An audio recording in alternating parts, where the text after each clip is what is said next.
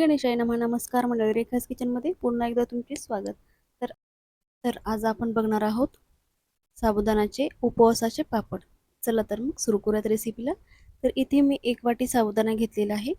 तो मी 2-3 वेळेस स्वच्छ धुवून घेतलेला आहे. आता आपण हे पाणी काढून दुसरं पाणी टाकून हे आपण 8-10 तास भिजत ठेवायचे आहेत. मी दिवसा भिजायला ठेवलेले आहेत आणि तुम्ही बघू शकता. आता मी हे रात्री बघते तर साबुदाणा खूप व्यवस्थित एकदम मऊसूद असा एकदम छान असा भिजलेला आहे. ॲक्च्युली मी हा दिवसा भिजवलेला होता आणि रात्री पापड बनवले होते. तर हे पापड मी फॅनच्या हवेलाच बनवलेले आहेत. तर आता मी एका टोपमध्ये ज्या बाउलने आपण साबुदाणा घेतलेला आहे त्याच बाउलने इथे आपण पाण्याचं प्रमाण पण घेणार आहोत. 1 2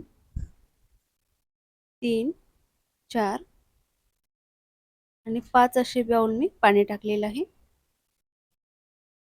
आणि आता आपण हे 2 जे बटाटे घेतलेले आहेत कच्चे त्याचं साल्ट काढून घेतलेलं आहे आणि आता आपण हे कट करून घेऊया. अशा प्रकारे मी जाडसर कट करून घेतलेलं आहे, कारण आपण हे शिजवून घेणार आहोत त्याच्यामुळे जास्त बारीक वगैरे कट करत बसलेलं नाहीये मी. तर इथे पाण्याला उकळी आलेली आहे. आता यामध्ये आपण जो भिजत घातलेला आपला साबुदाणा आहे तो टाकून घेऊयात.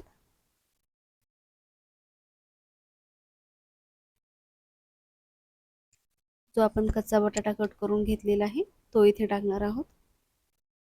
तर हे आपल्याला 5-10 मिनिटं असं चांगलं शिजू द्यायचं आहे. आता आपण यामध्ये मीठ आणि चिली फ्लेक्स टाकूयात, किंवा हे तुम्ही नंतर शेवटी टाकलं तरी पण चालेल, पण मी इथेच टाकलं होतं ज्यावेळेस आपण हे शिजवून घेत आहोत तेव्हाच.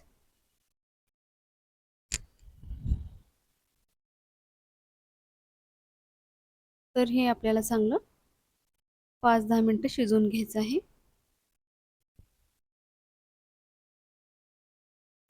स्लो फ्लेमवरती आपल्याला हे शिजवून घ्यायचं आहे आणि मध्ये मध्ये असं हलवत राहायचं, जेणेकरून साबुदाणा टोपच्या तळाला चिकटणार नाही.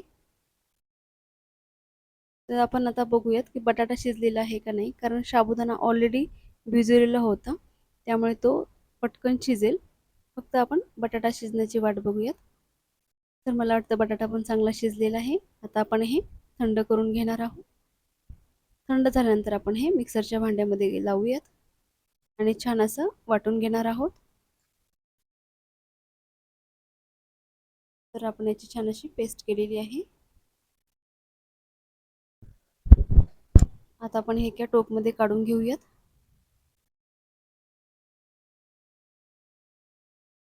तुम्ही बघू शकता ते छान असं आपलं बॅटर तयार झालेलं आहे. आता आपण हे एका प्लास्टिकवरती पापड असे चमच्यानेच आपण थापून घेणार आहोत.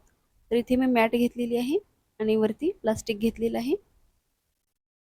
तर आपण हे पापड जाडसरच ठेवायचे थोडेसे, कारण ते सुकल्यानंतर खूप पातळ होतात आणि आपण ते पलटी करते वेळेसच तुटतात, किंवा सुकल्यानंतर वाळवून जेव्हा आपण डब्यात भरतो तेव्हा ते तुटतात आणि ते वर्षभर आपण थोडा जरी हात लावला तर ते एकदम नाजूक होतात आणि खूप दिवस असं जास्त पूर्ण पापड असा राहत नाही, तर त्याचा एकदम चुरा होतो. त्यामुळे थोडेसे जाडसरच ठेवायचे. तुम्ही बघू शकता मी इतपत जाडसर असे पापड बनवले होते, तर एकदम परफेक्ट असे ते झाले होते. तर ते खूप व्यवस्थित झालेले आहेत.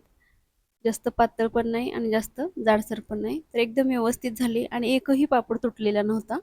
तुम्ही आता पुढे बघू शकता. तर अशा प्रकारे मी हे सगळे पापड असे बनवून घेत आहे चमच्याच्या साहाय्याने. तुम्ही हाताने पण बनवू शकता, थोडंसं पाण्याचा हात लावून हाताने पण बनवू शकता. पण थोडंसं गरम असताना आपण हे बनतो त्यामुळे थोडेसे हाताला चटके बसतात, पण आपण थोडासा पाण्याचा हात लावून ते बनवू शकतो. हे मी असे सगळे चमचाने पापड बनवून घेतलेले आहेत, तुम्ही बघू शकता. तर एका वाटीमध्ये आपण जो साबुदाणा घेतला होता त्यामध्ये या साईजमध्ये 25 ते 26 पापड बनले होते. तर आता मी रात्रभर फॅनच्या हवेला ठेवलेले आहेत आणि तुम्ही बघू शकता सकाळी पापड आपले कसे एकदम छान असे सुकलेले आहेत आणि ते मी पलटी करून घेतलेले आहेत. तर हे मी पापड सकाळी पलटी केले, तर एकही पापड असा तुटलेला नाहीये. तर खूप व्यवस्थित पापड असे हे सुकलेले आहेत एका साईडने. आणि तुम्ही रात्री बघू शकता दुसऱ्या साईडने पण एकदम व्यवस्थित पापड सुकले गेलेले आहे. तर छान असे आपले हे उपवासाचे साबुदाणा पापड तयार झालेले आहेत. मी इथे जिरा आणि कोथिंबीर वापरलेली नाहीये. तुम्हाला जर आवडत असेल किंवा तुम्ही उपवासाला खात असाल तर तुम्ही त्यामध्ये जिरा आणि कोथिंबीर पण यामध्ये टाकू शकता. तर तुम्ही बघू शकता आपले मस्त असे आपले हे पापड तयार झालेले आहेत.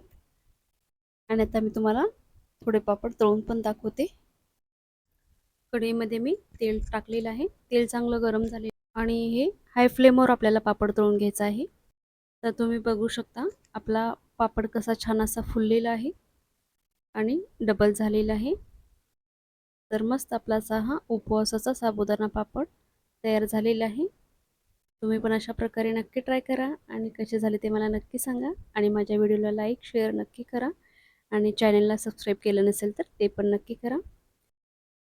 आपले पापड किती क्रिस्पी झालेले आहेत. तुम्ही त्याचा आवाज ऐकू शकता. तुम्हाला मी असा एक तोडून दाखवते.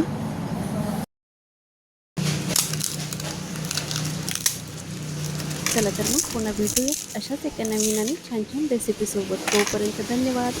श्री स्वामी समर्थ.